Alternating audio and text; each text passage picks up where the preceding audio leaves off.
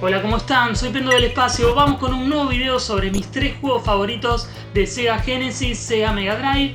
Como siempre digo, esta es una selección bastante subjetiva, pero buscando un poco de la objetividad, ya que creo que son 3 títulos realmente indispensables del catálogo de los 16 bits de Sega en esta ocasión. Si no los jugaron nunca a estos juegos, está bueno que los busquen y los puedan jugar, y si ya los jugaron, obviamente siempre vale la pena rejugarlos. Bueno, y otra cosa que siempre digo en este tipo de videos es que pueden ver debajo del video en cuestión que los juegos están separados por capítulos, por lo que si no les interesa alguno de ellos, o sea, alguno de estos títulos, pueden saltarse directamente al juego que les interese apretando en el capitulito. Ahora sí, vamos con esta selección de 3 juegos de Sega Genesis, Sega Mega Drive. Prepárate. Si hay un juego que marcó un antes y un después en la historia del videojuego de acción y plataformas, este es Earthworm Jim, y lo hizo gracias a su delirante sentido del humor, la creatividad de su universo y su ritmo de juego, algo nunca visto antes en aquellos años 90. Más precisamente en 1994, el 9 de junio, Earthworm Jim se lanzó en Estados Unidos para Sega Genesis y automáticamente se convirtió en uno de esos hits inamovibles del catálogo de los 16 bits, sobre todo de Sega porque el juego posteriormente llegaría a Super Nintendo y más tarde a Mega CD, a Game Boy, a Game Gear, a DOS, Master System, Game Boy Advance, iOS, Windows, la consola virtual de Wii, Xbox Live Arcade, PlayStation Network, DSiWare y hasta Windows Phone.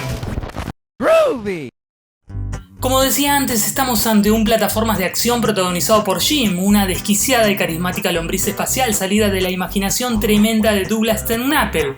Doug TenNapel es el responsable de The Neverhood, de Skull Monkeys, de Boombots, obviamente de la segunda parte de Earthworm Jim, y participó en otros juegos como Stimpy Invention, el juego de Ren y Stimpy, The Jungle Book, el juego del libro de la selva, o incluso en el Jurassic Park, también de Genesis Mega Drive. Earthworm Jim estuvo desarrollado por Genie Entertainment y Playmate y diseñado por otra mente maestra, la del señor David Perry, tipo detrás de innumerables juegos, entre ellos Cool Spot, Aladdin, el libro de la selva, McDonald's Global Gladiators. Otro punto muy recordable de Earthworm Jim fue su banda sonora, que lleva el sello inconfundible de Tommy Tallarico. El título fue distribuido por Sega of America en Norteamérica, por Virgin Interactive en Europa, por Takara en Japón y por Tectoy en Brasil. Test 1, 2. Sega.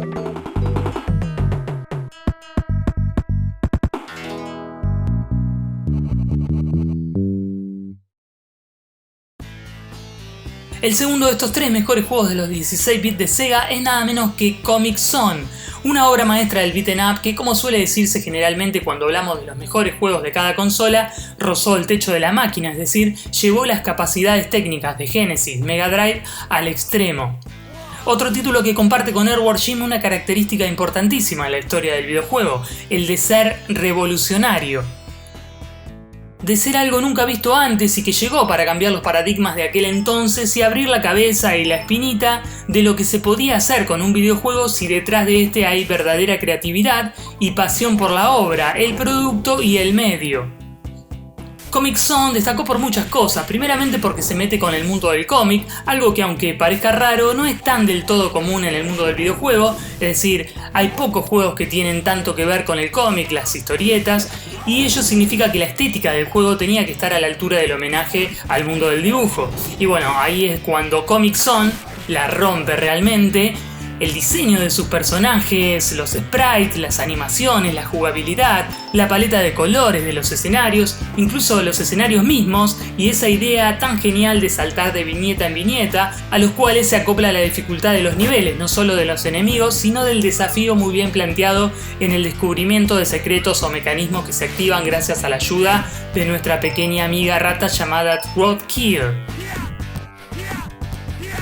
Comix Zone es realmente un juegazo exclusivo desarrollado por la propia Sega, es decir, la división del Sega Technical Institute, con Dean Lester como diseñador y productor ejecutivo, Peter Morawiecki en el concepto, producción y diseño, y con Craig Steed en la animación y Kunitaki Aoki en el arte de los escenarios. Este tipo, Aoki, tiene un CV también realmente tremendo. Es el artista de toda la franquicia de los juegos de Mario vs Donkey Kong.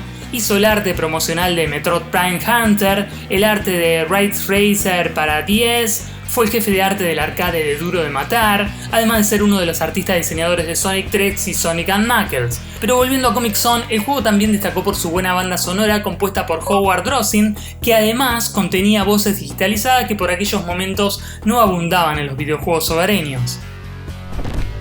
Pausa, atención.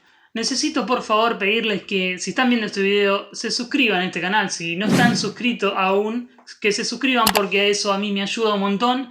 Y que bueno, si quieren ya pueden ir poniendo like, pero simplemente quería interrumpir este video porque a veces es necesario pedirles a ustedes que me ayuden un poquito para seguir haciendo estos videos. Así que por favor, si no lo han hecho, suscríbanse al canal, pónganle a activar a la campanita, así YouTube les recuerda cuando yo subo un video nuevo. Y bueno, y si les gusta denle like, compártanlos con amigos y amigas, dejen comentarios y todas las cosas que ustedes pueden hacer para que yo pueda seguir haciendo estos videos. Así que ahora sí vamos viendo.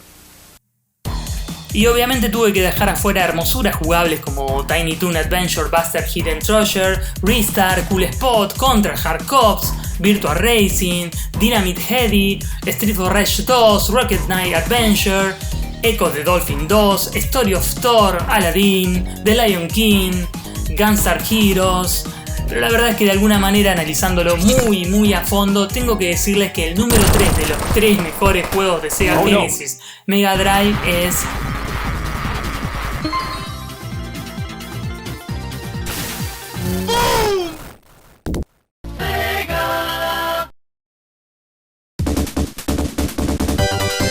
Sonic 3.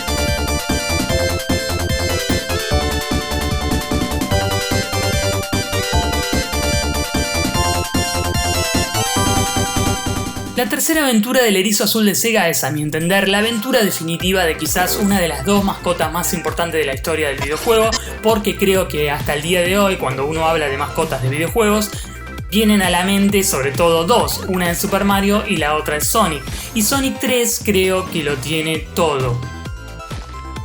Se dice que Sonic & Knuckles es mejor por todo el tema add-on o lock-on, la posibilidad de jugar con Knuckles. También se dice que Sonic 2 es más original porque por primera vez aparece Tails, o tal vez Sonic CD es el más logrado por su diseño y estructura de niveles, pero creo que Sonic 3 es mejor que todos ellos.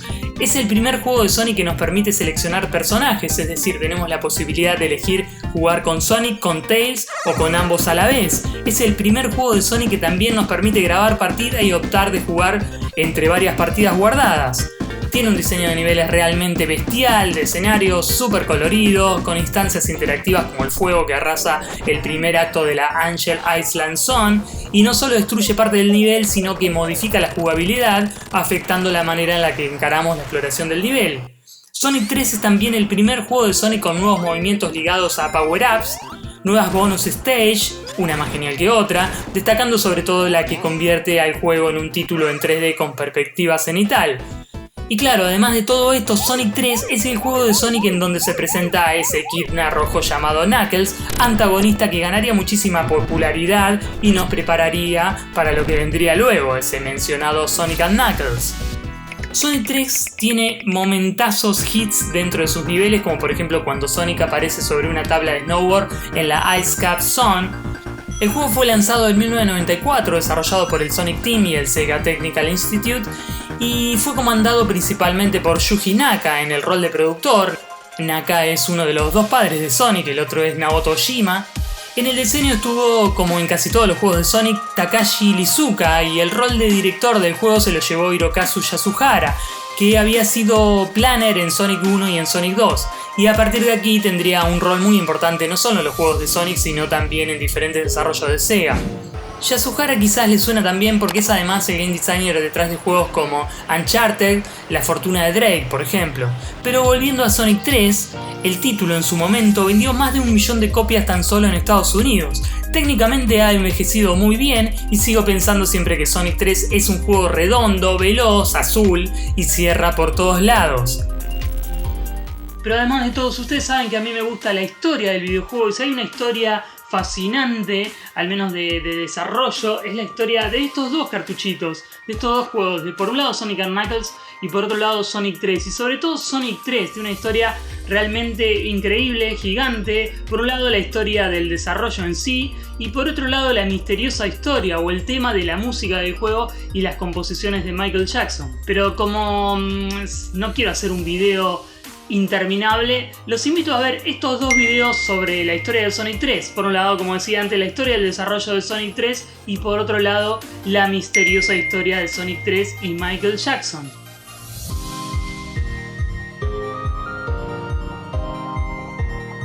Espero que les haya gustado este video, les quiero agradecer obviamente por verlo, pero también les quiero pedir si pueden dejarme un like, un comentario y sobre todo si se pueden suscribir al canal y activar la campanita para que YouTube les notifique cuando yo subo un nuevo video. Y de hecho les voy a pedir que si llegaron hasta acá me dejen en los comentarios un emoji, el emoji del puntito azul. porque es casi lo más parecido a Sonic quizás que tenemos en los emojis.